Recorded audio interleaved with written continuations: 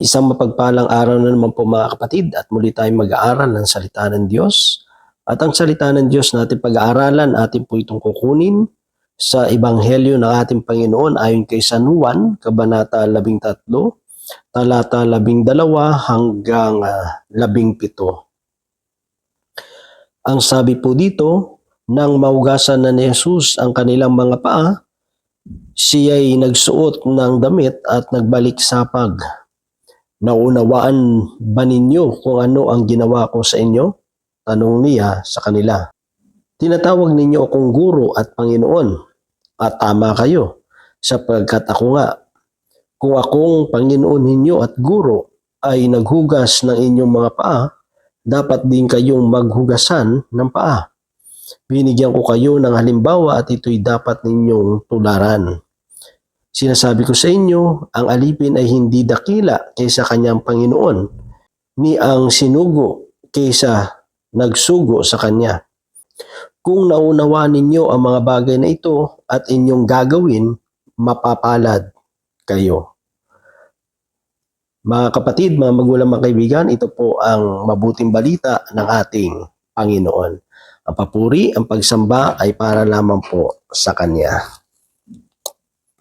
Dito mga kapatid, itong binasa natin, ito po ay tungkol sa paghuhugas ni Jesus ng mga paa ng mga apostol. At dito, nagpakita ang ating Panginoon ng halimbawa na dapat tularan ng mga alagad. At ang kagandahan, siyempre, sa ating Panginoong Jesus, ay siya talaga, ipinapakita niya ang dapat gawin ng mga naglilingkod sa Kanya.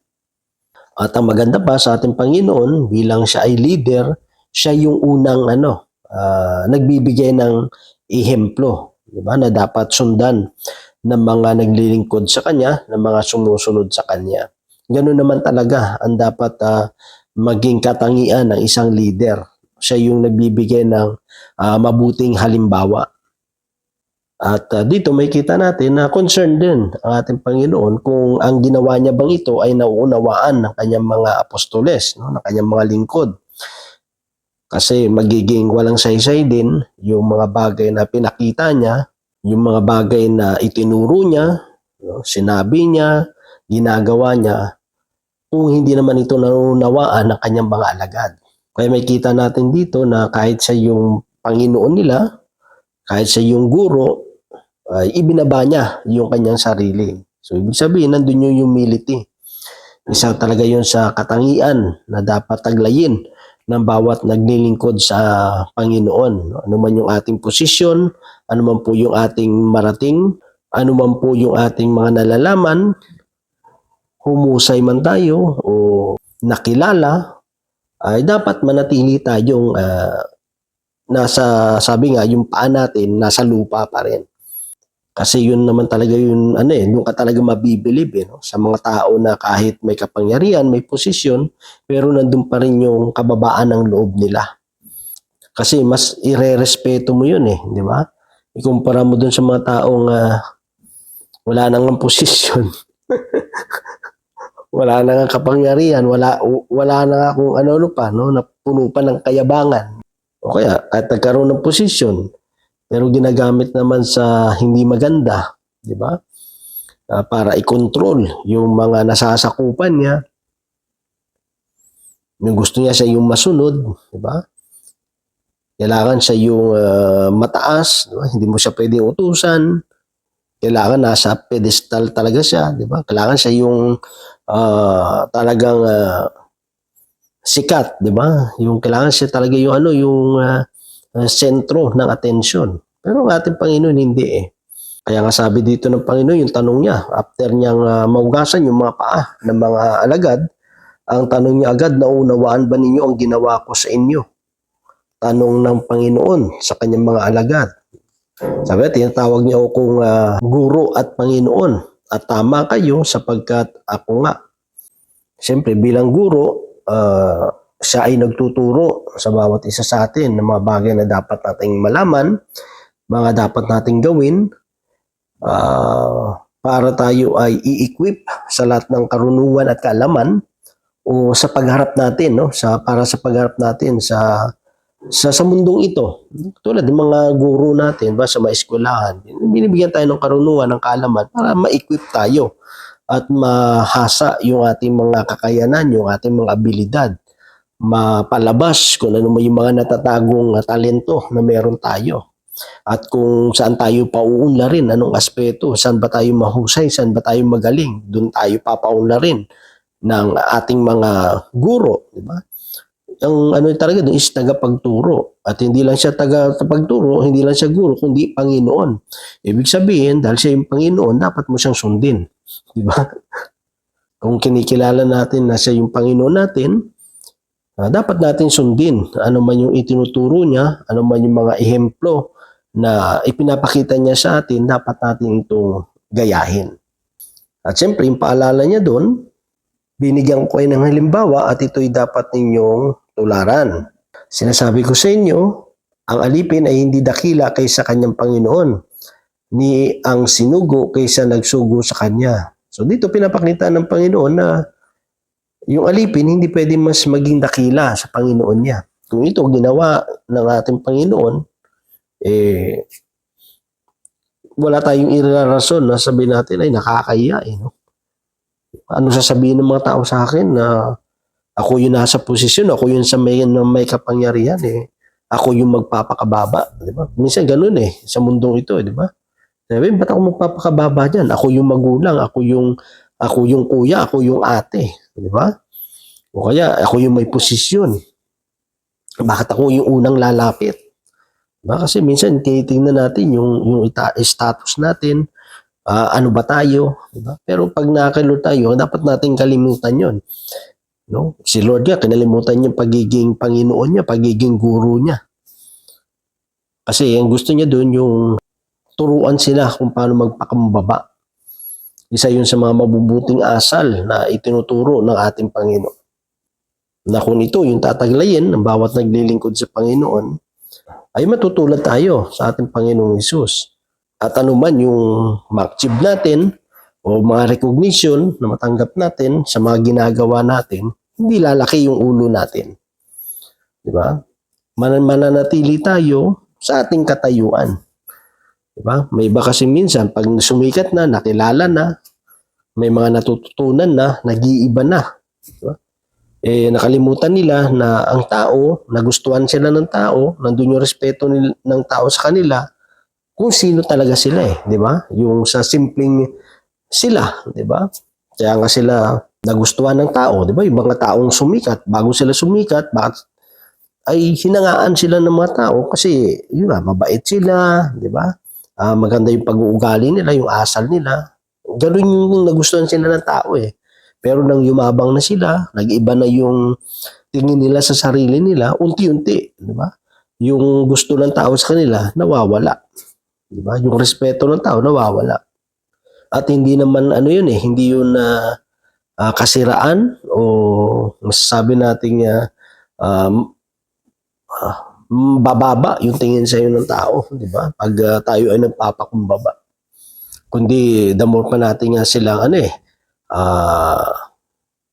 na itataas yung sarili natin, di ba? Kasi yun naman sabi ng Panginoon kung tayo nagpapakababa, tayo ay itataas. At kung tayo nagmamataas, tayo ay bababa. Kasi pag ang tao, mataas na yung tingin mo sa sarili mo, kahit yung tao mismo, bumababa yung tingin nila sa iyo, di ba? Kahit anong husay, kahit anong galing mo, di ba? Kahit may kapangyarihan ka pa, may posisyon ka pa, kapag yumabang ka, bumababa yung tingin ng tao sa iyo Pero kahit meron ka ng kalaman, mahusay ka, magaling ka, may posisyon ka, may kapangyarihan ka, pero nananatili kang mababa ang iyong kalooban, diba? Lalong tumataas yung respeto, yung tingin sa iyo ng tao. Ganon din naman sa paglilingkod sa Panginoon. Pinapakita doon yung pagsiserve na tayo naglilingkod sa Panginoon, hindi para tayo ay paglingkuran, kundi tayo ang dapat maglingkod. Kaya bakit na tinatanong na kung naunawaan ba nila yung ginawa ng Panginoon? Kasi sabi doon, kung nauunawaan ninyo ang mga bagay na ito at inyong gagawin, mapapalad kayo. Napakalaga kasi din yung mensahe. Ano ba yung pinapakita doon? Kasi hindi naman sinabi ng Panginoon sa mga alagad, ginagawa ko to para kayo magpakumbaba, para kayo ay maglingkod sa isa't isa. Doon pa lang hinahasa na ni Jesus yung kanilang yung isip nila, yung utak nila. Ano ba yung message ng Panginoon sa ginawa ng Lord na ito, na paghuhugas ng aming mga paa? Ano ba yung mensahe? Ano ba yung gustong ipaunawa ng Panginoon? 'Di ba? Minsan kung gusto mo magturo, minsan hindi mo na kailangan magsalita eh. No? Gawin mo na lang in action eh. 'Di ba? Kasi mas marami pang minsan matututunan yung tao kapag ipinapakita natin. No? Mas madali nilang maunawaan 'yon. Kasi sa pagtuturo, hindi lang puro salita. Dapat ipapakita mo sa gawa. Kaya sa pamamagitan ng ginawa ng ating Panginoon, lalawak ngayon yung mag-iisip yung mga alagad na parang kanilang maunawaan ano ba yung mensahe ng Panginoon. Kaya nga sabi niya, naunawaan niyo ba ang ginawa kong ito? Kasi pag hindi natin naunawaan, mahirapan na tayong gawin iyon. Mahirap gawin ang isang bagay kapag hindi mo naunawaan. Kadalasan, palpak. No? Kaya sabi doon, kung naunawaan ninyo ang mga bagay na ito at inyong gagawin, magiging mapalad kayo. No? So, yun lang minsan mga kapatid ang kulang sa bawat naglilingkod o naging kulang minsan sa mga tao is yung pangunawa. Paano mo unawain, for example, yung mga sitwasyon na dumarating sa buhay natin? Paano mo unawain ang paglilingkod? Pag ikaw ba sa paglilingkod, pagsunod mo sa Panginoon, dumaranas ka ng mga paghihirap, pag-uusig, paano mo ito unawain? Paano mo ito titignan? Titignan mo ba itong negatibo o positibo? Diba? Kasi depende lang kasi yan sa pangunawa natin. At napapadali na gawin natin yung isang bagay kapag lubusan natin itong nauunawaan. Kasi hindi lang dapat magtapos na alam mo, ito yung gusto ng Diyos, ito yung kalooban ng Diyos, ito yung ito yung mensahe na gusto ipaabot ng Diyos sa akin.